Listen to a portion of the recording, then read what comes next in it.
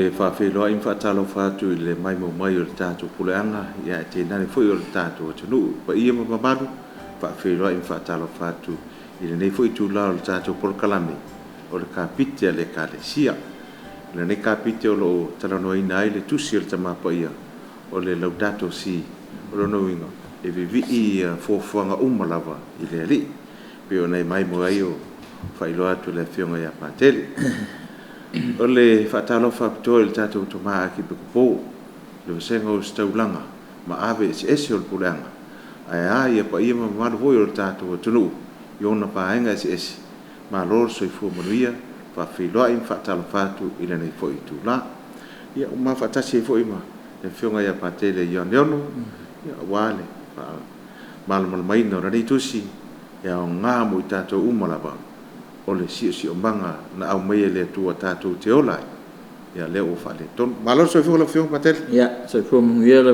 talenga mutalo konfuru ngali o umanga e pa ia mamaru ka ko tunu tātou puleanga e kālesia ia e leo wha tulima le nita eau wha kai e pere loko le tua pule wha soifua tātou moho nia sofou wha popo le soifua maleola se tātou watunu na lole soifua malia ma lole langi ma ia e wha talo whatu e fo ia le vaenga o sponsor inga ka ko por kalame le wao ia ma le utos ia o salo le i fo le ao o le tanga ruanga soifua maroloina ia wala vole fata waino le por kalame ia ai lo fionga patel ka wa kuia le ilumo le tua e amtalia ta por kalame tai sua faltama le alo le ngang pa ia amen ia tua matu tama fatai lau fio lau tau singa lofa ia mato lau whanau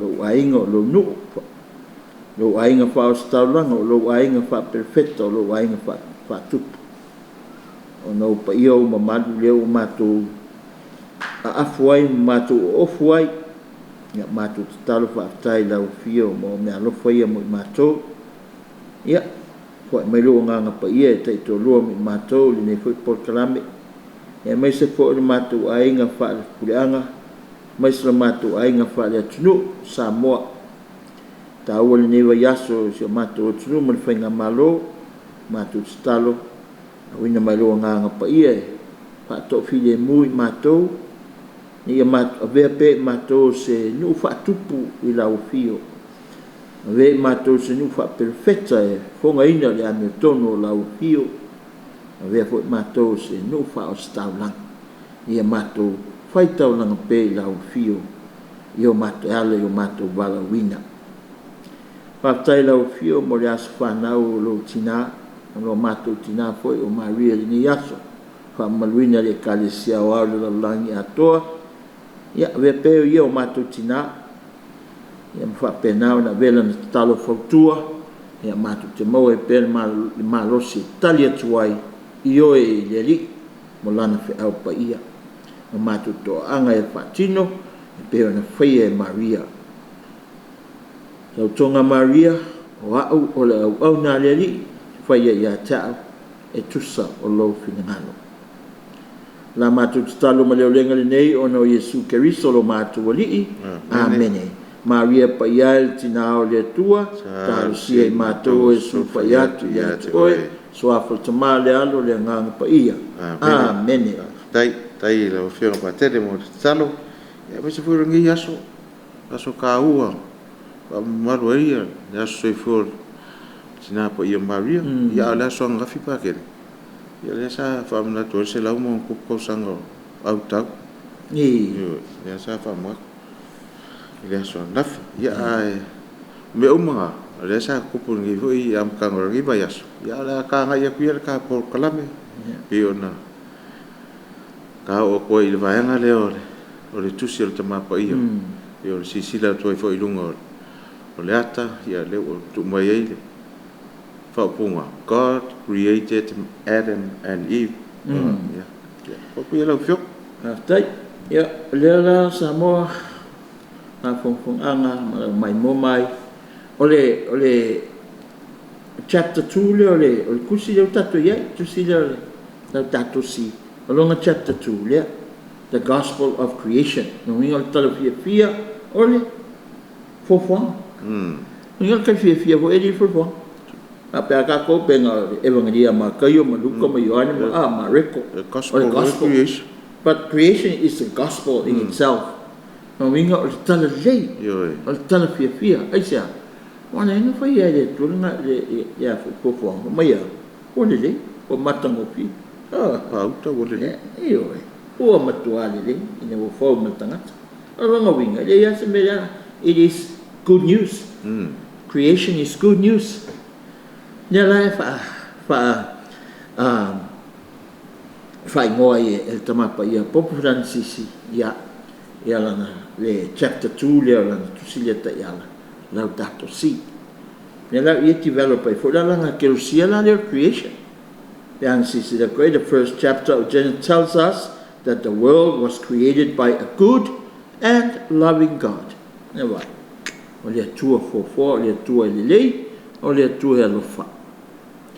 the beginning, God created the world, the heavens, and the earth.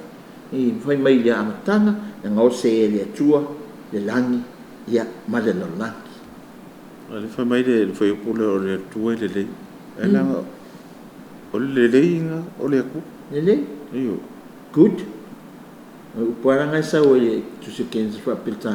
Good. Everything he created, and then he saw, and it was good. It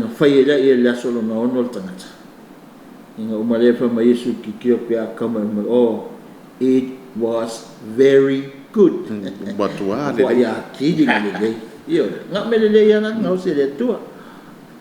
Yo tato lol tala yo fi mai yang sala la yang sala o le leanga o le temonio o le ti apolo e fa lo mai ngata fo ya pa so ya tamba e pa o tato re matua le ona wa ka ko penye ya pisi ai ka ko pisi ai tato ni yang sala tu fa solo tamba eva ko mai e fa o winole o le theology of creation Pope Francis, le lai so peaceful, so harmonious.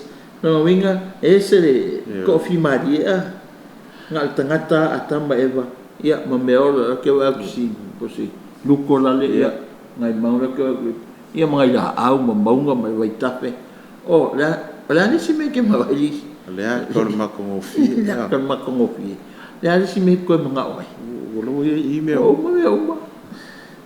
This is the natural beauty of God's creation. And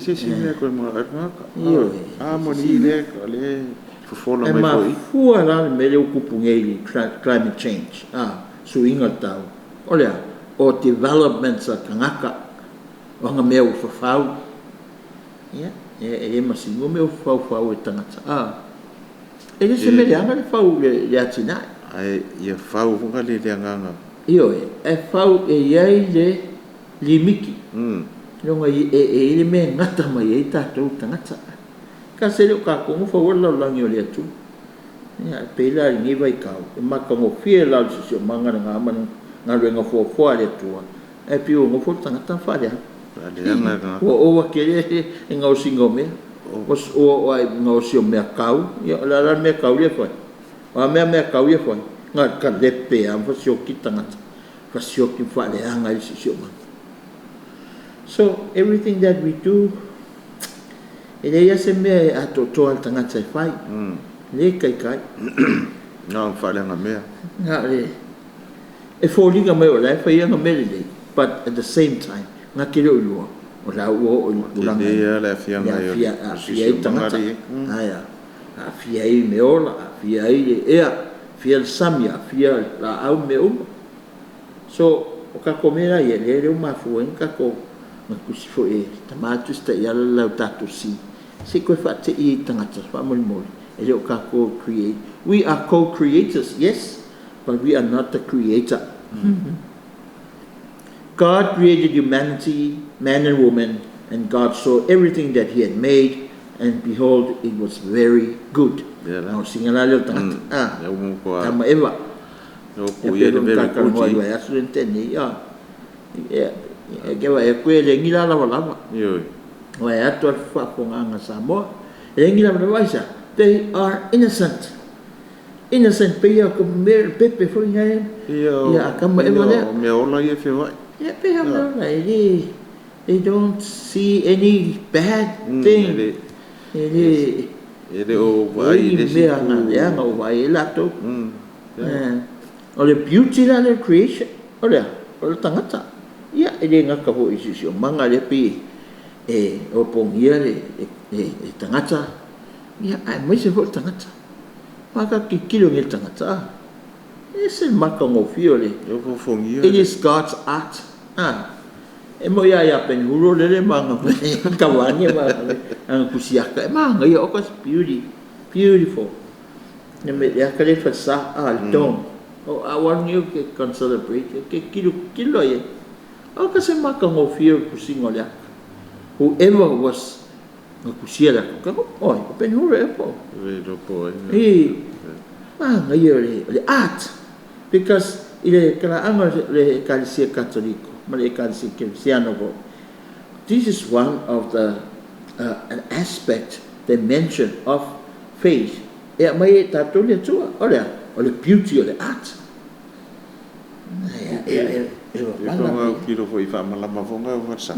Mo meu stained glass windows. Icons. Ya, ngai alfa kala se e ali o i Vatican. O akala ngai nga kamaro ai fo yo. Bernini, Michelangelo, nya ka ngai consistent chapel e fa pe mai ele Yesu pe o yo from single i le fa mo meu paro ko bo su en kama assistant chapel e fa pe o go so akala ku ya ka wai pe ya mo le la so ngai ko i fa pe mai maka ya ke ka ave lo fala ka o le ya no fa lo mo ku singa wa ka nge kama ya kama it is so beautiful your pictures your artwork whether it's painting or carving ya fa mai o ka mai e ka kalo e fai mo sa kalo mo so le fa mo la ngana ku i man ma fo fa wa ko e fa la scaffolding boy ka wa lungan medicine yang ko ka o kala ia le relax makusi aba i dalo me so me ka lo ni ka ana me le kai lo la ko la kusia kai Michelangelo a meu mau ngas me la ye ma pawa na focus le ora mai la ia kala la vor fam tsana tanga o Michelangelo ma Bernini ma kai kusia kai o mai le ko ia si me le ma fo kai kusia nga ora e fa mai la fa ngai e tu ya nga yo ngale e fa nga yo usa la kusi me le ko la nga le di mau o Michelangelo fa nga ai ka ia le ko why because the end result of the akale ka se mai ya mau fa ya tanga ya le o la ka kai lo mai makamakai so beautiful ya ka ko la ka le the statue for the Pietà kasina ka Michelangelo ka se mai pe e foi la makale le marble foi le maro ore ngau foi o fore so pe ia mo poco finally and that's art there for no sculpture ya ole fakaka ponga wa makanga ai vai makuo fakaka nga petelo Saint Peter le o Vatican wa ko nga kis aku pa ia kis o fi billion ya o ko le lo se va ku o le se ating wa o solo ko an me pe la o lo Saint Peter ya so mas every day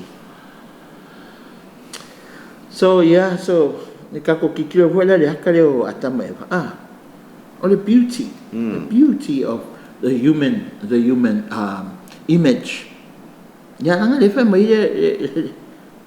le kenesi na fai le tua le tangata I lona folinga ma lona fatusa a fai le sao le ka ki fa kokoi God is beauty itself therefore tangata le nga fai le tua in his image and likeness they must be beautiful themselves nga le mai le osa ka o le tangata o le tua le ngata I kangaka or background beauty the nature fuola dia mai ngani mata ngo film o lango ese o la o ko inga lau ese umile si lau kele si lau they all have many information ma see every creature has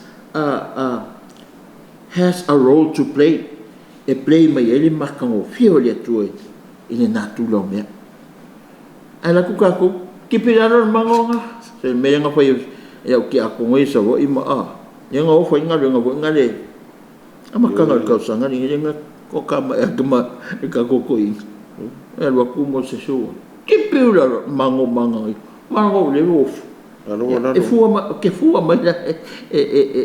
ai o lo kipi mai la ko sa salva o ka kipi la o ka ko ka sa salva ke ya si la o kipi la ese le ma fo fawa men le fa ngale o la o le ko mo la ko fruits ale wa ko kipi la no e mai le fa la vi kongo ngal nga mo lo ko ale me kip sa la wa o le ni mata mo fi la o ka ya kipi la me ka manga vai nga pa o kipi la o le ki senge sa man la me nga se vai fo nga nga ya le nga ka fo le mango mo avoka e po yes e va pen ki ko nga tangata mo me le no ka wo me mata mo fio le tua ya so every man and woman is created out of love in God's image and likeness. There. Fatu samale for hinga le tua. En fa na foi le tua ya. Foi le tua ona ole alofa. Ole alofa. Ka ko fa kai ka ko le tua. Ke wa so fu mai ona mai ngila la. Ya sa mo fo mai so mga ko peso ko ka fia ola mai. No. It is God's grace. So that's why it explains the immense dignity of each person who's not just something, objects or things, but someone capable of self-knowledge, self-possession, and freedom to enter into communion with other persons. Yeah, the dignity of tangata. Aisa, fai fo di ngam fa ku so le tu. La la we kamari anga le tu. Sengara ngala ai kasi desi. Iyo. Le mero le ko. Dialogue, mero. O so tanga wa la to wa ferro wa. Si, me ka wai ka ko o lai wa ferro wa. Ni ka ko fa lo ngia ni tamari anga le sangata. Okay, kilo ka fia tangata. Foringa fa ko so le kuare ai se ala me la foi ika mai so nga fia le kamari angoriska. Wale fa mai it explains the dignity of each person o tangata le ele se me vonya le se me ka alo holi. It's not an object or a thing. Ele se me fa ka solo. Ele se me fa ka solo. Ele se me fa ka solo. No, he is ole image ole ku. Ele no tamani anga. Ele mfeonga kalepesis. Ele nga freedom. Ele nga right. Ja. Ya, kau ngal mele. Ka ko ngasi malole. Wala wo foselis ka. Le kamali anga male Salo tonga oles. Ngai awa ke fai mele ko fa kwai. Fai mele ko fa kwai. Ya. No ka wala le fai ka kana le me lo ngai salo konga mai tua. Divine right. ale mo foi o fa ko ngale si fide ye ya okay ke foi ele se ku sale ya o ya me nga ma so se sia me yo so tanga ma tua fa na ma tua foi nga o ya ka ko uma ya ka ko va pero lo le veo ka ko se e ko e soli va pero nga wa ka soli lo te ya o ka ko soli le fa le anga le tamali anga o le tua na tanga ya le foi le kala foi le ku fa mangusis yo ka uma e so ka po me fokus so ka e mutato e ka o ke o le winga fora nga le media o le dignity le nga ave le tua tanga ma fai tanga ona so ka fa lo lugia yo ave mo me mangu ia inga wang sala tanga ka ko vai mang ngule si ma you know that's the nature of animals wa pulo e fefe mang yo ngulo ye ole reaction nga si ma na ke wa attack mai ale ko foi fa fefe bombo ya ke wa ya eu an pa ya mangu ngi why because ele se la ko dignity vo per tanga Ye fa lo do ni si mangwe. Mena le a fa ka ke ola fa pe mangu ye ka wa. Te very simple. Ka ko mangu ka ko o ko nga fa la lo la ba. Devo tanto le fu ka ola fa man. Ke man ko ka tinale. Sa mo fu lang se minga nga so ta mo tanga e ro nga levo o ka mari ka solo mai la a ofo inga me valerna ko ale anga le ni ko mangulo si dia kule anga le anga nga yo meo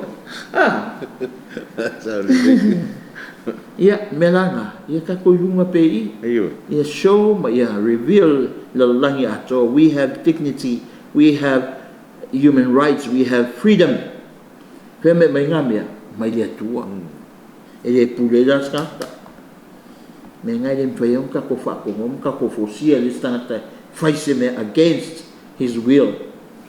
Nina sai foi de fasio pa ka pule de decide leololis. Ele sa wola. Na sa wel polo inga sulu awa ete fasio tangat. Ya kama le story of creation in Genesis the story of creation. Mang ya ka ko diagram la nga le ka me ya ka ko le mela nga le ka ko lu nga. Ole tua tangata ya male lalurangi por sisimanga ole ale me what is key i le fo le ikafutolu ya it is what we call relationship pole ole sotanga pole va tangata ole tangata esa pole ngama kala ngoko iko ngi ya matato sotanga fa tangata ole relationship lo ya ese ka wo wale ne vola il tato no anganu le melo le va fer va tausi le va tapuia ole tapu mensa ole vara ngai sa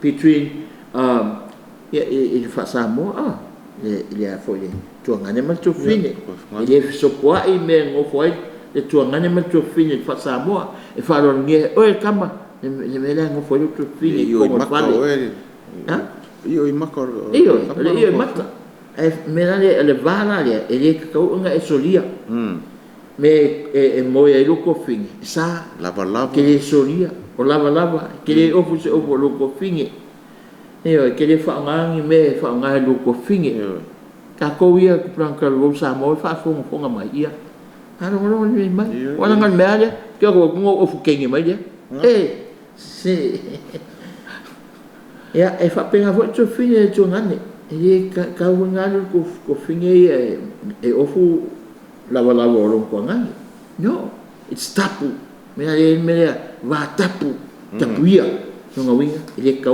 ko me e ka ke so di lor vale ya male pero so tanga ya tatu relationship. So human life is grounded in three fundamental and closely intertwined relationships with God, with our neighbor, or let's see at least tangata, and with the earth itself. Not si siomanga mali lala. Yeah. So kai umar ko. So kai umar tonu na. Ne peng fa ni mai foi. Ila foi le ya tale ole the diagram na le taftolu na.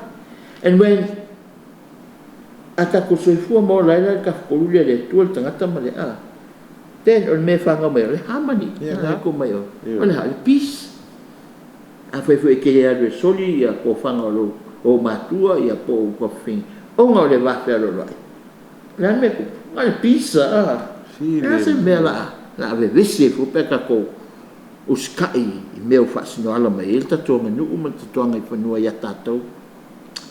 Yeah, so harmony means that God saw everything that he had made and behold it was very good. Yeah. O mga sila tua la lang. Ngau si maltangata mai ale tua. Sila tu le tua vai.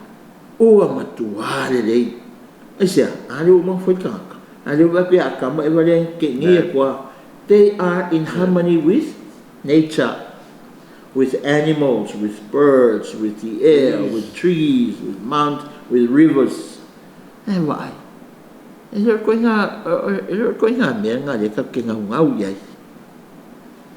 ya le winga nga le po harmony, everything complement each other. Ila put mang yon nga ya nga du nga le tuang fail fo ma ko fie mo mo ai sta nga tse fa mai It's already. ya ba le plan ya le tu ya la kulor ka panga la wa wala tangata wa wale fia ku lo pulang o yo tangata tau si mer ko au fi pule Fia tua. se wa ka mo e se le ko ye pule fia pule era la merenga tupu ya tama eve fa so ngata Ele ko po kai mi. ya ku po Kai yo malo na le. Pisi e tato because ya sala tu fa solo ya le fa solo mai ya tato voi ta ya pensis ya sa ngoya mutalo yo le ku po ai no kai ya kamai wa u malo am pa le fio ese mo fia pu ele fia pulena ma ngai me pule na filikia lima mingoi tanga tauma pat kamai folia o ngai ka sio ke le lo pule ke le ngalo ko kua ke le lo pule ke le lo o nanga na le ko nga pule fo nga fa sa Fight me. na ale foi yesu ngo aposko wai o nu es ta sua o la toli a o ko li pekelo mo ko nga o fifia fa aposko ele fa pena o to ya o to o ona Tau tua. ya o ko kua yen fo mu mai se sia ave mo so pe o to le ave o to ma o ona si ke le la ko fingelo o ke pekelo o le luai ka mapa ia o le o wanga ne ko ving ke le ke fa mai pa pa o nga ya la ele le title le fo fa winga ngai ka mapa ia o le servant of the servants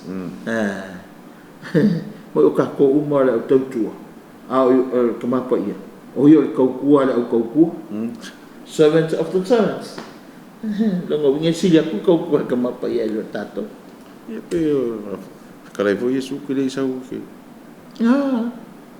O ke le sau o na mai tangata o na tangata ko ngai paki malanga malanga ana tau le long kule mai e le au na ina au na atu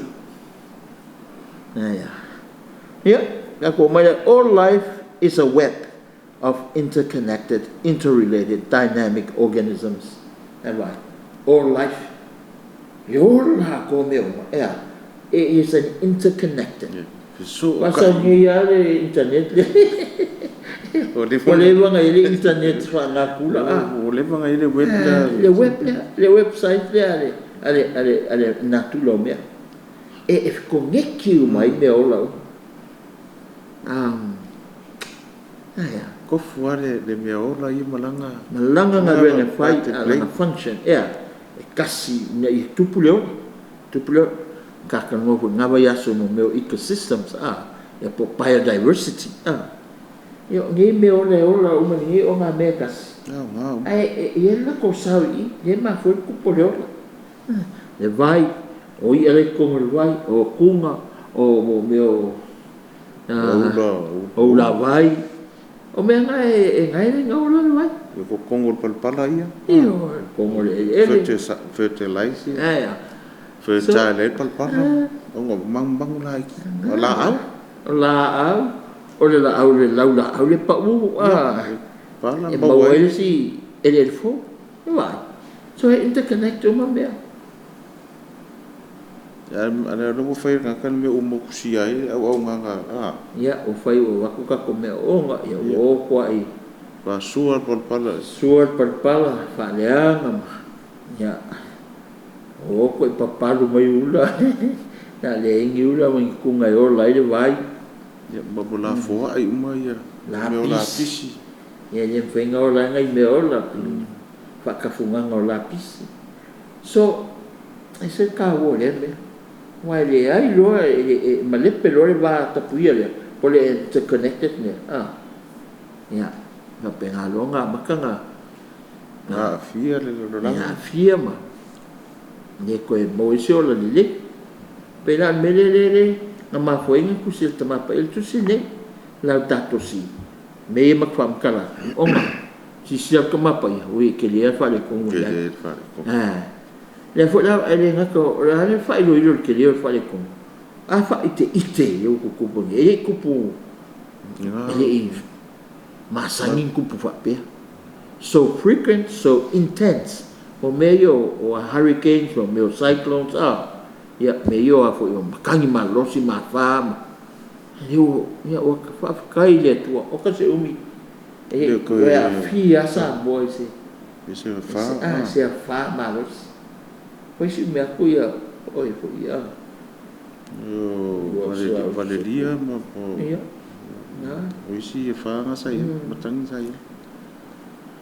ai ko ya fia ya sa mo foi assim e ko fa ko ya sa isi fa que ko mi milo se o isi ko o san pe ko san ai sa mo ai on si mai le tu ka ko anga look ya anga divine mercy ko kalo lo sadio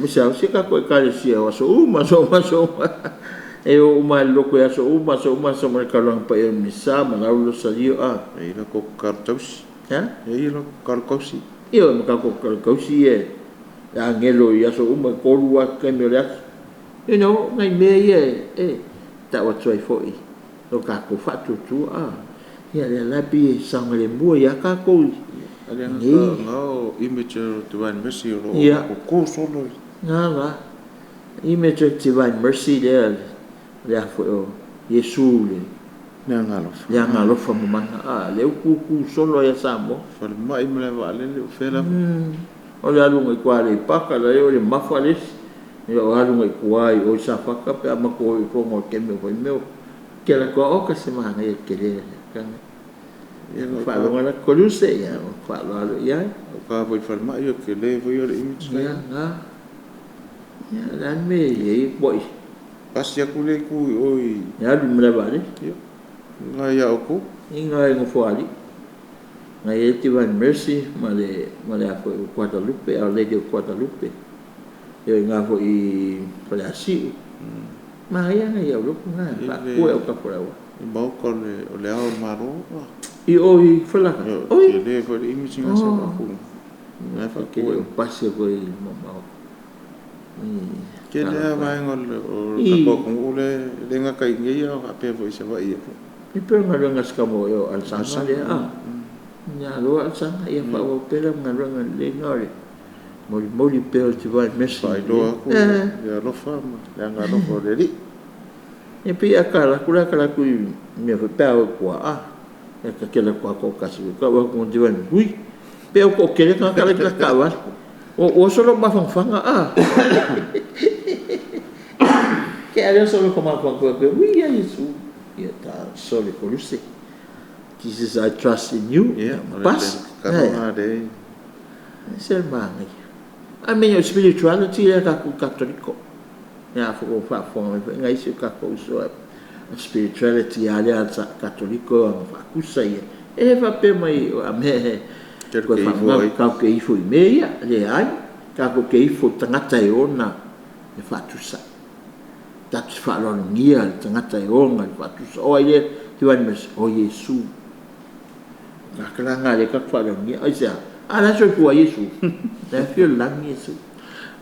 Ya no ngatala le ka fa lo ngia. Ile le fo ya ka le.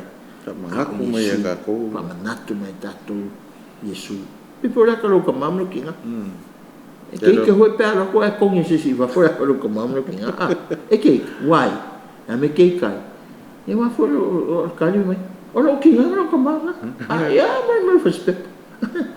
Mas aí o lo ka mamlo. You see the same thing.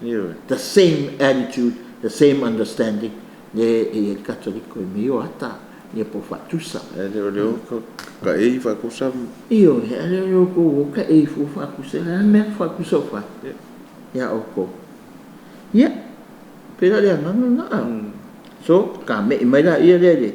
Ya. E ka ko maka how creatures live in harmony. Harmony or life ke mi le. Io ke mi le yo mai Se vai. Live in peace and harmony. E o ya akamule. E wa po akam e po nga ko inga pat ka ko uma akam e se vai fusi mo lionga ka lionga fi a se vai o le ngu ye liong yo le e mo se ngu e se fi ayo me ola ya so ye coming out the gracefulness of creation e yo o mai le ang sala e vai ma ka mo fi live in harmony with one another vai si que le lo puse la piquin se la piquin se mai le como mai ya ko mo so nice ya emang ye fa punga le pa mai I would rather be amongst forest animals and the sounds of nature than amongst city traffic and the noise of man. Oh God. Mai esilia ko ke ro walu kai le wa makua o ke fa longo ai i deu mangua ia mo ka relax ai sounds of nature eu mai savi ka kafe mai lau ia kafe mai vai ngai lo ko ngofo kai pia ona mo kwa ke le pa o ko ka vale ia me noise of man Pe kau inga ye fai. Sa wala ma ngayo. Wala nature. Ya wa isko lua le da. Ku ai. Si fio meu. Mai ma pe na ka ku. Le tangata le nga we le. Me ro fa le tu o le loa ma le fai unga le. Ale pe so mo me aka mai aku me ola le tato. Se vai lá kai lunga oka ke lo me ola they live together ko uma sa ko ngara elfa ya que si da kula ya kala ya pese ecosystem or biodiversity vai le vai fe uma ya me ola ya vai mo me ola ngi vai ya ngai la au ai fu la au ya mala ko la vai le ngo fo le ma le se me pe ya se me o fai pe le vai la o lo ka fe ma di me le vai e vai dar ka fio le kale ka o ko ka ko yo o foi la ko vai fa ka u fa uma fa ka nga pa ya yo le vai vole o mai stanat ya le ma ko nga me le ka ke mga umia kai the beauty of nature to live everything in peace and harmony. Yo so ye sa kalangwa me Yo wan kala ma boela fai fo ngai mang feli ia ngana me ola ia ele ngana me ola ke man ko fo i me ko fo me kai fau ia se po a ke ko ngo wa kangi me se mama wa me la kangi me si kai fau la O ka ke ia feo so yo ko kari e pa. Whakari ai roa. Kari ia ia la ia. Feo la kara ngoa. O ia ingia i kui ngā. Ia le ka mua ngai i kui. Ioi. Ia ka. More pictures, more images. O le mele whai ka kora whakasi. Our world needs love. Ia. Ma ngai ia ngā whapunga. O ngā kuranga leo ka kola langi ngei ia. Sa o te mapa ia lang tusi leta iala. Mo mie tangata uma ia lofa. Awa alese lofa ia fiwangi me fa ya kupea. Ai lofa ile tua me lofa lo sua tangata me lofa sisio mang.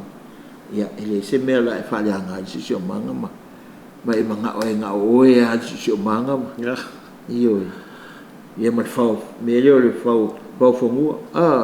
Si kwa o o lo fongu.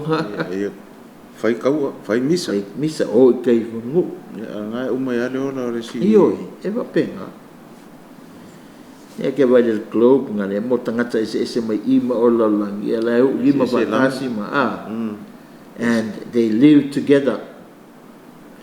Ya vai o ka se au kau mangula. Peace to the animals. Se vai le fide mo mo le feranga no mai fengale kala ai uma. Ia ke wa kwa o misa mingi mangula ai. Ya ki mai le sia ka sko ingale la o sang fanga. E nga po ari.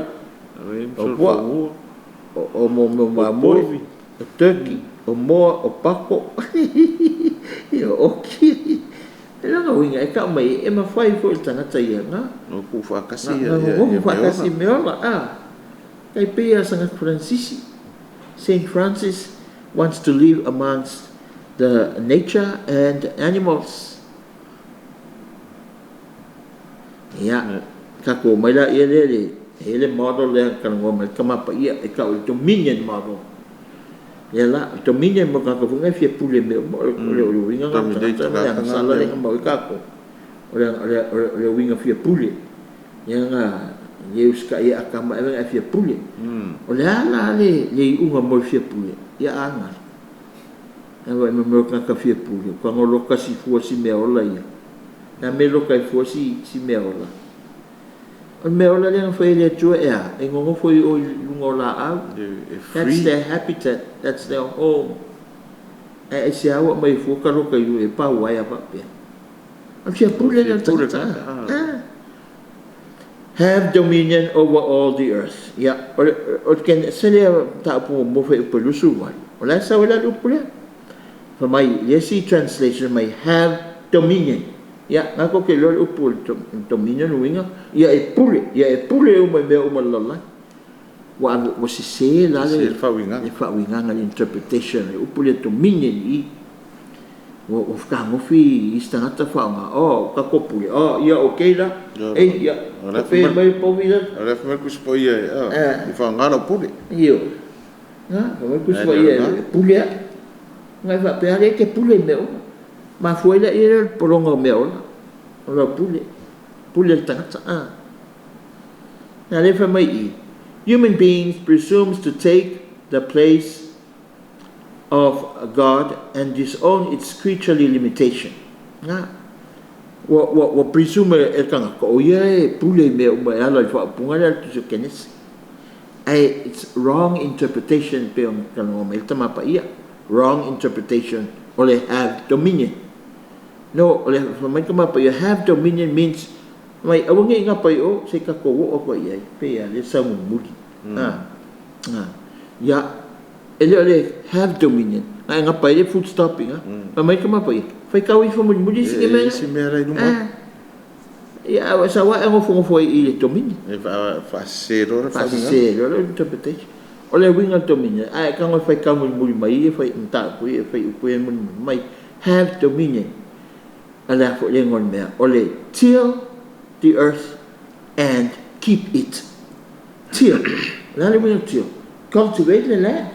Never made it for ele nga mai le tuai kau si tangata ia ma keep la le keep care awat fa leanga protect care ai le fa leanga o ke fia pule le la contem mai ele el tamapa ia ele ai kia le domination pela me foi kupu la langi le tupu mo foi ngamaro domination e manga o e pule kuku alo mama foi e ele ka ko ia tau fa le tua it's a divine right e mai le tua e pule el tangata ia e ke e foi ele se nga ko ma foi tatu e le tua Sal fosi ero manga o muli tangata yo mafofonga ia fai ale se mo ko ingi kangaka an me ala i ka ko simia take care ka me tio clerele mo fai fare an me le ko pultata o manga I disown langa creaturely imitation makaria ka ko for creatures o kai fau o creatures o pea o creatures o manfedele creatures kako o creatures we are human creatures animal creatures so we are all creatures e for the limiko kako as creatures wa fele kako creator o creating a kako le tua o creating me umalala o le tua kasi kako creator no le pu an me le ko moi pe o fia pule tangata o fia ve ye ma creator ya ro pe ko e fia me ia nga ka e ye ko kongo le lotto tangata ia ole ole consequence le ole sanga ka le fo le sanga le ka mo e ole sanga le fia pule o fia maulunga le fia tua ia na pisia ia mkako pisia e kako ele vai kama pa ia ole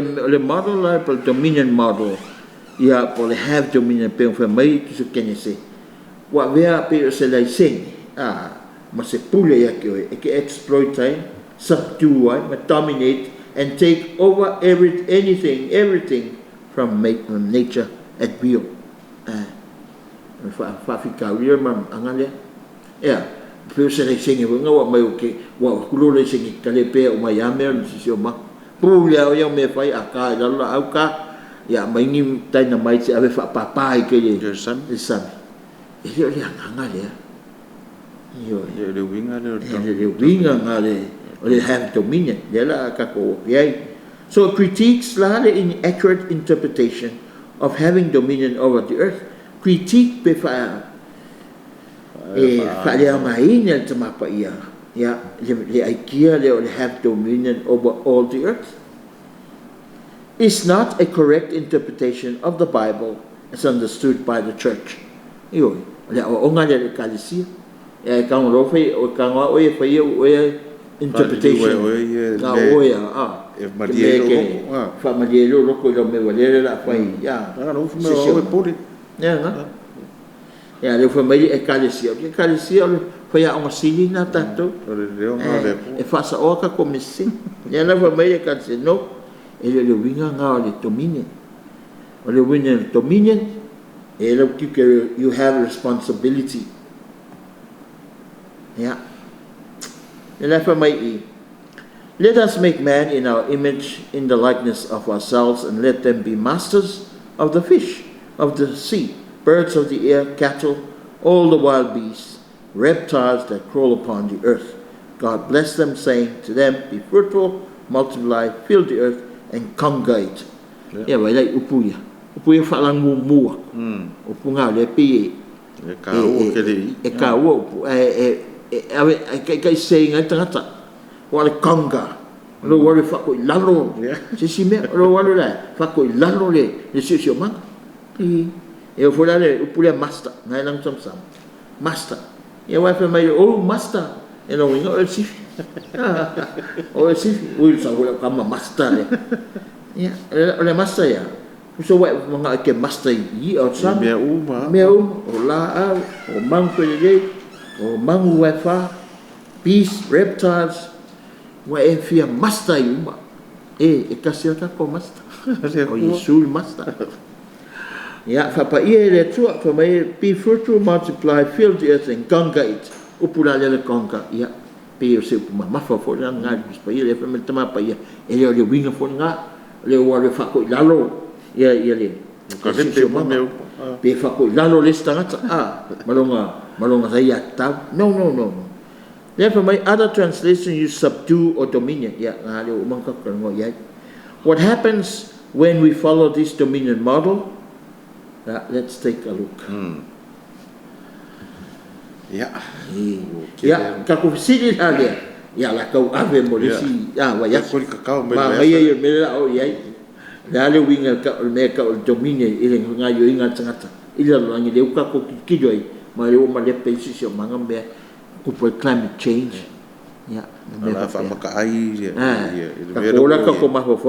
What happens when human beings follow the dominion model?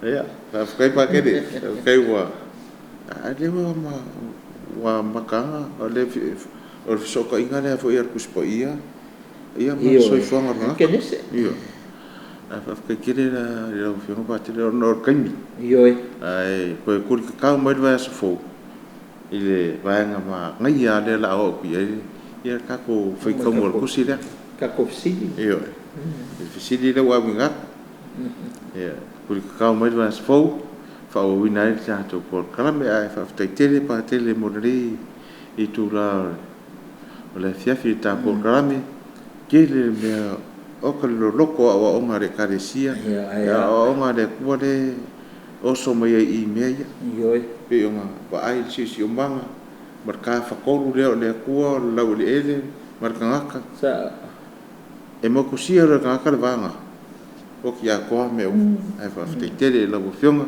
ia mo por kalame le fo ia fiafi ala ko mo se si fa poponga le va so sa ai fiong patele ia mai ia ta po kalame se talo ia ona le ni aso le aswana tina pa ia Maria ia ta tu talo ia Maria pa umal ta walunga ta mai tai se sa ta mai tai ta walunga le na so fia o na so soifua se oro fa Maria watu mo kalsia boyat o le di Manuia oi fa fineuma Manuia oi Yesu foro walo Maria pa ia tina o le tua ia ta sia mato tanga sala Iona pone mele tuaso mato o le vi ingal tama le alo le ngang pa ia pe lo no vi ingal sale am tanga e fa pe foyon pone maso umal fa lava amen Yesu e fa mangan mai mato sale la ve mato male feli tai tai nganga umal langi e mai se nganga o e au pito popo ngatia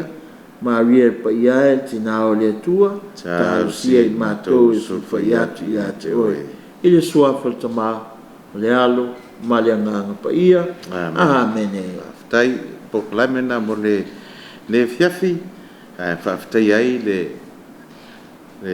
tu mai fo o ao o nisi nei o company o fai eu na winatu tato proclame ia o le wow o le utos i fa pe fo i man tanga lenga so i fo ma roina ia mo ni tele fo fango to le fiafi fa so i foi foi sa mo